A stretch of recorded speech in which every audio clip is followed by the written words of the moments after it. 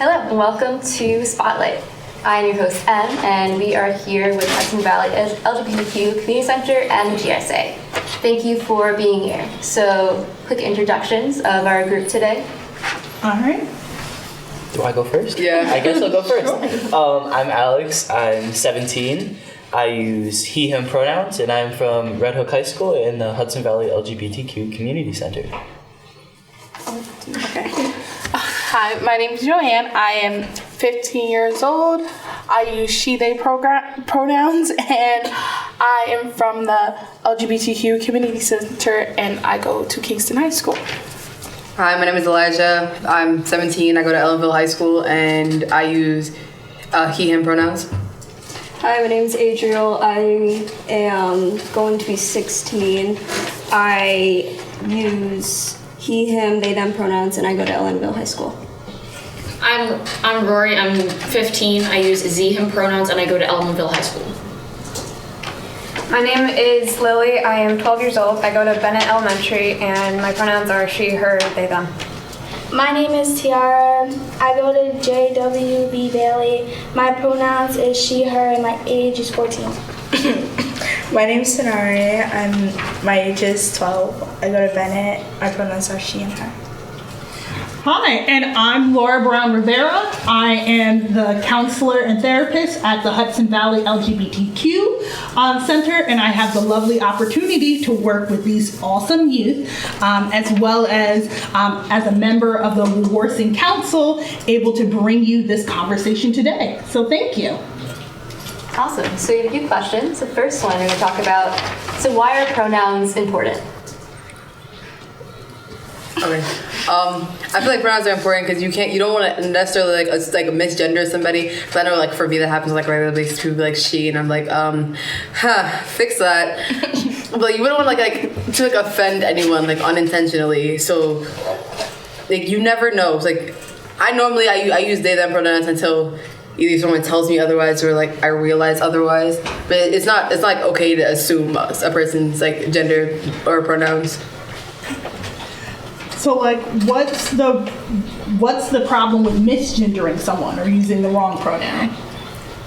As a trans person, I feel like it makes you feel like you're not seen. I know me personally, it's like you like okay, she, and I'm like, like I don't want to identify with that gender, so it's like it makes you feel like you're not recognized as who you are.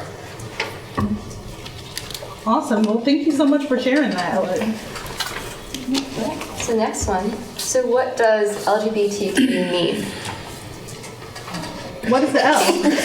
Yeah. The L. Lesbian. Lesbian. What about you? What's the G? Gay. Gay. The B? Bisexual. The T? Trans. The Q? Questioning/queer. All right.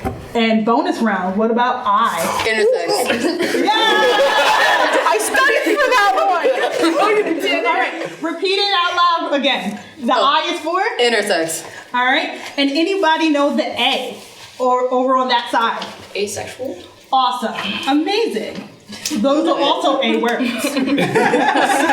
Brought to you by the letters LGBTQ. Plus. Plus. AP plus. Yeah.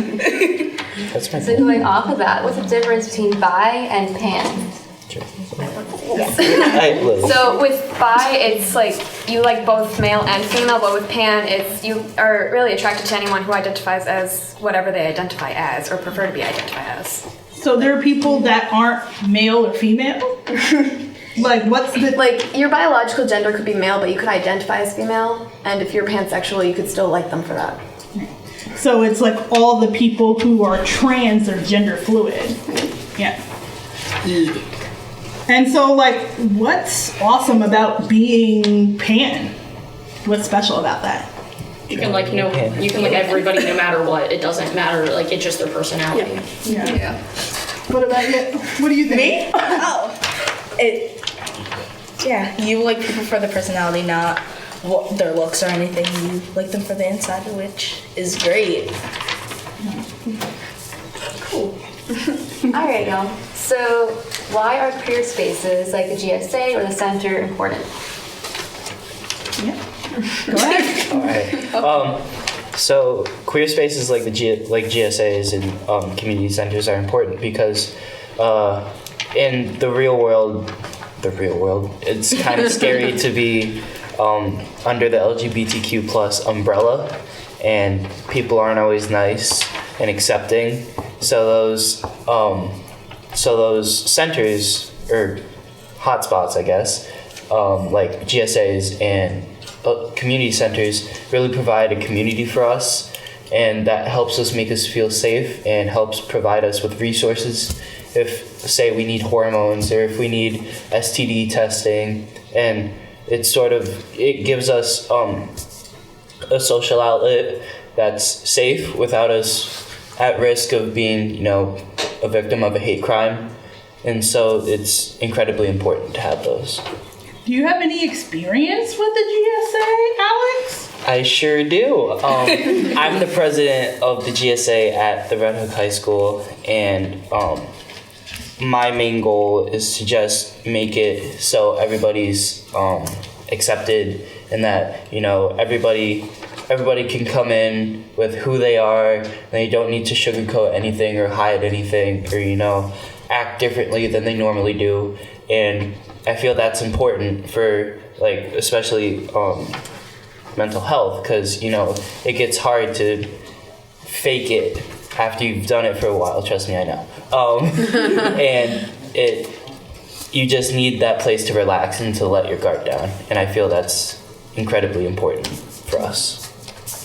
So, is that the same for you guys over in Ellenville?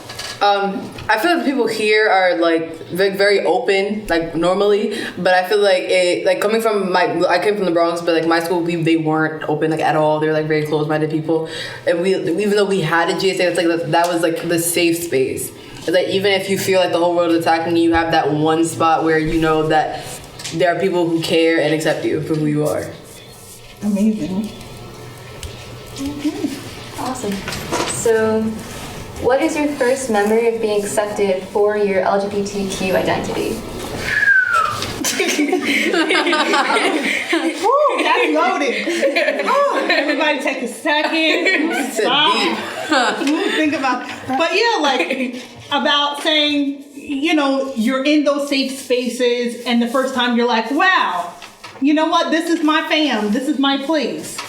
Yeah, go ahead, girl. I feel for me is when we went on that common thread trip, it was wow, I'm accepted. I feel I get along with people here. I can relate to people here. I can talk to people openly and not feel they're judging me.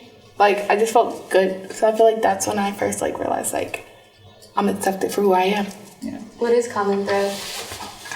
You want me to explain it? So Common Threads is this sort of a gay camp. That sounds really bad, but it's a gay leadership camp, I guess that's how you describe it. And it's 3 days, and you go to a bunch of workshops and to learn maybe intersectionality or just inclusivity in general, or maybe something with toxic masculinity. And it's primarily for LGBTQ people, but you also can go if you're an ally, and it's a really closed, sheltered, I guess is what we would call it, space that helps us get together and meet new people and meet new friends, and it's just super fun. Yeah. So shout out to Candle down in Rockland for throwing Common Threads for over 20 years now and creating a high school leadership retreat. So thank you. Yeah. All right. So, who or what is your favorite queer media icon? Oh, I saw your I've been dying for this question. I think that the first trans person I ever saw, I didn't know he was trans at first, was Elliot Fletcher, and I fell in love low key. And it's I think a bunch of other YouTubers, but I feel Elliot Fletcher, he spoke to me in a way, because he was doing an interview with Netflix, and they were asking him what made him become an actor, and he was basically he was tired of cis people playing trans people, and I low key agree, but people were oh, go do it yourself. So like he just like took on like many roles, and like he wasn't scared to do it. And I'm like, oh, okay, I'm gonna be like you, just not an actor. But that bravery, huh? Yeah, just go out and do it just because like he felt like he wasn't represented. My favorite is Aaron Sweeney. He's a trans YouTuber. He just like shows everything and shows about autism and just a broad spectrum, and I think also deals with stuff like IBS or stuff like that. Just broad spectrum of that stuff. Mine is Miles McKenna. He's a trans YouTuber, and is because he's like he kind of like when he gets homophobia, he kind of just like kind of makes fun of it and kind of puts his own twist on it to kind of show that like he doesn't really care what other people think as far as like being part of the LGBT community. Yeah.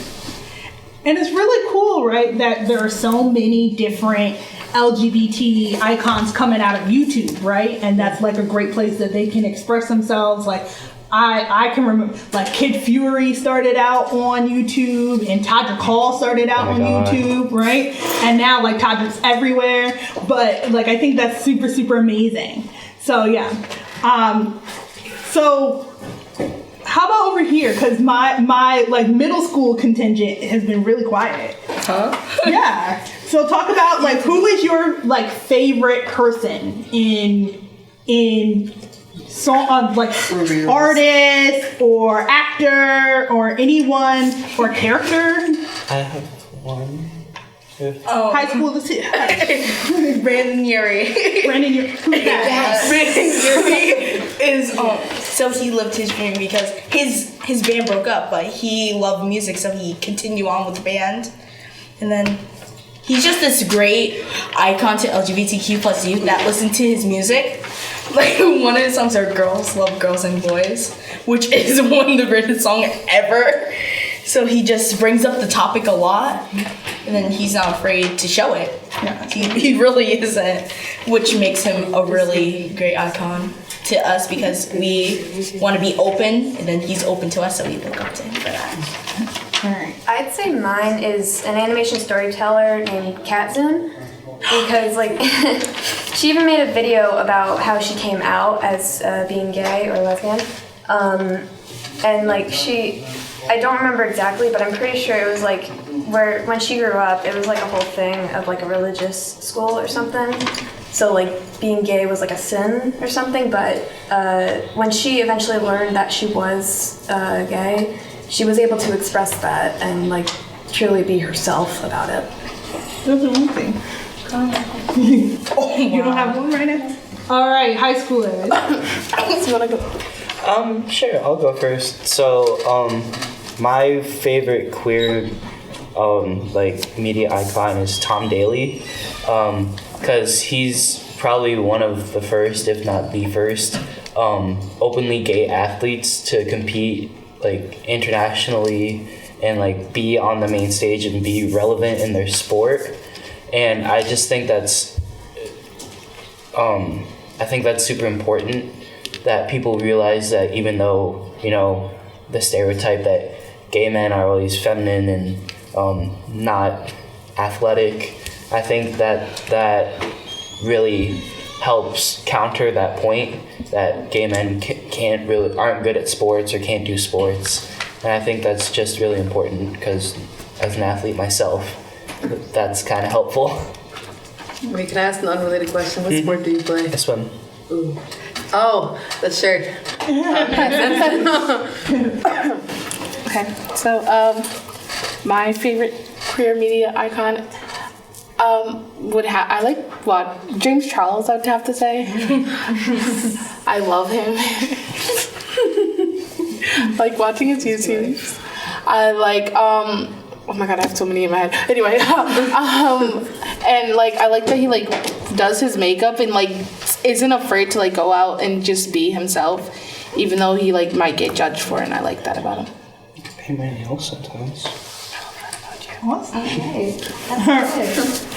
So next one, what is your favorite thing about being LGBTQ? The community. Yeah. It's like community is so like free to express themselves of who they are, and they're just like help each other out. If someone is having like struggling because if they have like a religious family or something and they themselves are part of the LGBTQ and like they're scared to like tell their parents or something like that, or come out to their parents, like the community can really help them out with it and like make them feel better and just comfort them, and it's very beautiful. Yeah. I agree. I would like, honestly, I feel like when you're part of a community, it makes you feel like less alone. Yeah. Honestly, because like if you're not, like if you're around a bunch of like cis people and like straight people, it's like okay, it's easy to feel like you're by yourself. But like once you come out and you realize there are other people like you realize that you're not the only one that going through the struggle. Like there are other people who have gone through it, have made it out, and it gives you hope, and it also it provides the people in the community also provide support. So I think we're gonna, because we have so much conversation and everything, I wanted to see what advice would you give to other teens that might be scared to come out or don't have that support? There's hate everywhere. I said, there's hate everywhere, but like you really can't be scared. Like I don't know, I was scared to come out. I came out in 8th grade, so it was like me too. It was terrifying because I'm like middle school girls were terrible as it was, and like middle school boys were worse. And it was like I don't know. Like at first, like I was like yo, I know I wasn't by myself because my friend had came out the year before, and I was like, all right, I got you. But it's like there's hate everywhere. It's like you can't like, oh, I'm not gonna come out. I'm gonna wait until you get older. It don't like it. The longer you wait, I'm not gonna say like the worse it gets, but like the more people get used to seeing you as you present yourself. Like if you present yourself as a girl, but like I was closeted for like a while. It was like people they always saw me as a girl and it like irritated me. But it's like the longer you wait, the harder it's going to become. But like you can't just wait. Oh, I'm gonna wait for it to get easier. People are gonna come around. They're not gonna come around until you start the conversation and actually talk about it.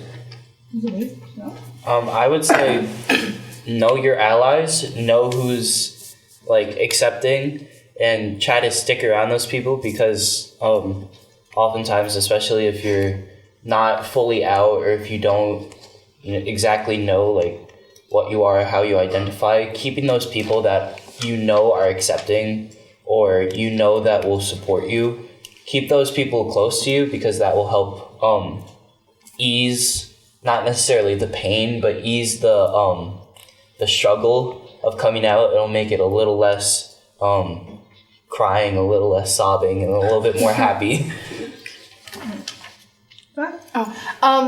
Also, like, it's good for people to keep in mind, but like not gonna. But like, there's always gonna be hate. So like, there's always gonna be someone who doesn't like you for who you are, someone who doesn't accept for what you do. But like, just know you always have those people who think highly and positive of you. So you can't always like let those people who like don't like you like block you from doing what you want to do and being you. Can I build off of that? Yeah. Like you said, like people are always gonna like you. Like straight people have people who don't like them. Oh, I don't like your hair. Okay. Oh, I don't like your shoes today. Like it's not like there's literally people gonna hate on you regardless. If like my mom always said like if there are people hating and talking about you, you're obviously doing something right or like something that like there's something that you're doing that they're not agreeing with. Like okay, and as long as like if you let them shut you down, it's only stopping you. It's like it's hurting you more than it's hurting them because they really don't care. They're like okay, I'm gonna break you down. You just can't allow yourself to be broken down. As long as you are confident in who you are, what everybody else got to say really does not matter.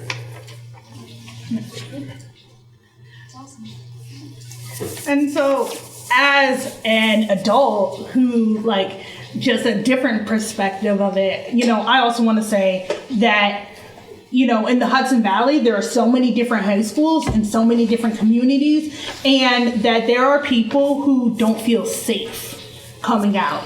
And to those people, I say, like, that's okay, and I understand, and we're here for you, and we support you no matter what, but if you don't feel safe coming out or expressing yourself, to trust that instinct and to know yourself too.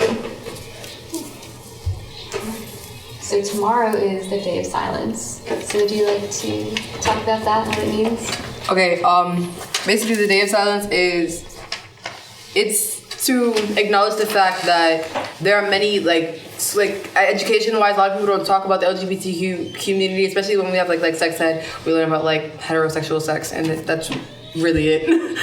And it's like nobody really the LGBTQ, they don't have no real acknowledgement when it comes as far as education. Like we learn history about Stonewall. Yeah. But that's really it. There's nothing else. They'll be like, oh yeah, there was that. Okay, and then we're gonna move on. Like there's no real education towards it. So the Day of Silence is for people who are part of the LGBTQ community and allies as well to come together to they're breaking the silence with silence, because we're not talking about it, so we're not gonna talk at all. It's like since we're not. You got this. It's like we're not speaking because they don't have a voice. If they don't have a voice, we're gonna also not speak, so we can show the fact that to the people who not matter most, but if more people take part in it, they're gonna realize that not talking about it is actually hurting rather than helping. It's like we're not talking. We're not talking about their problems. So the allies and people part of the community are not going to speak at all. So, and the center has a really, really special way of acknowledging that too. And so, Joanne, do you want to explain a little bit to everyone? So basically what we're doing on the Day of Silence is we're going to throw a party, kind of in the closet party, because it's lighting up the closet. So that's the theme. And we're going to be in the dark, and we're just going to have a little bit of light, and we're gonna just dance and have fun, and we get to see drag performers, a queen and a queen. Queen and a queen? A queen and a king, I said. Alex. And so we get to just, be you and be yourself, and just to get to just, break the silence, come together as a group and just have fun. Amazing. And so, how did this whole breaking the silence, light up the closet, amazing glow dance party for teens? Oh, wait, hold on one second. What time is it?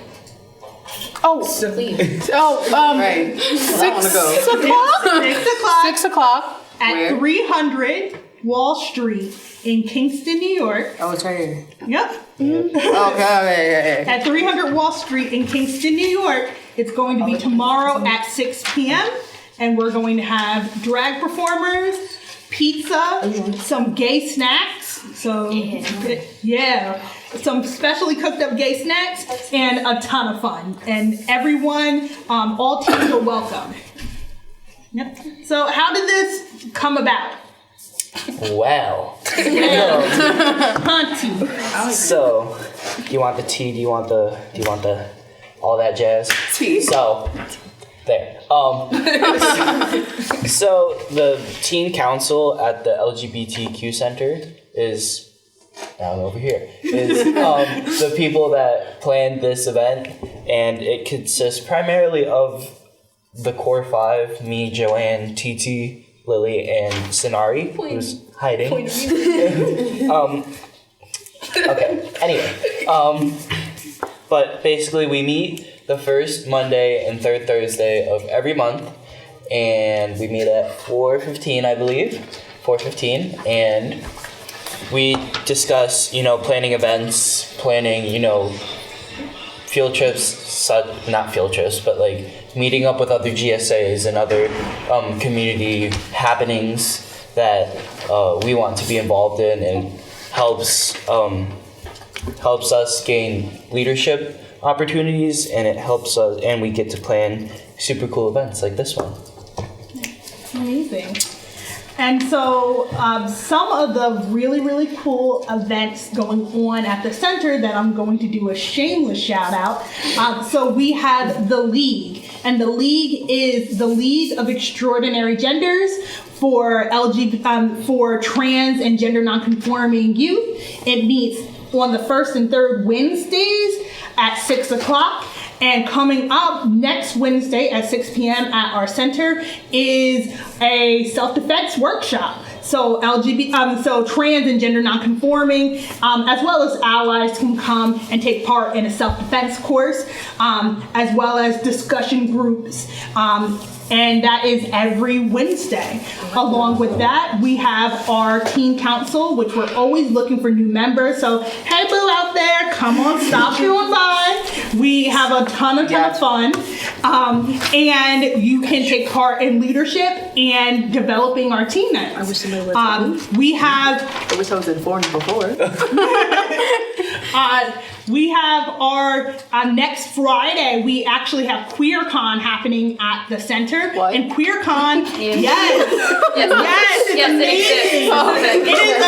it is an LGBT teen convention for high school students, and it's all day. And we have amazing workshops happening, and followed by a movie night, and that is being thrown by Woodstock Day School at our center, and it's open for registration. So if you go to our website at www.lgbtcenter.org, you can also sign up for this amazing conference, and it is completely free. And then moving on, we also have our scholarship. So calling all seniors who are leaders in their community.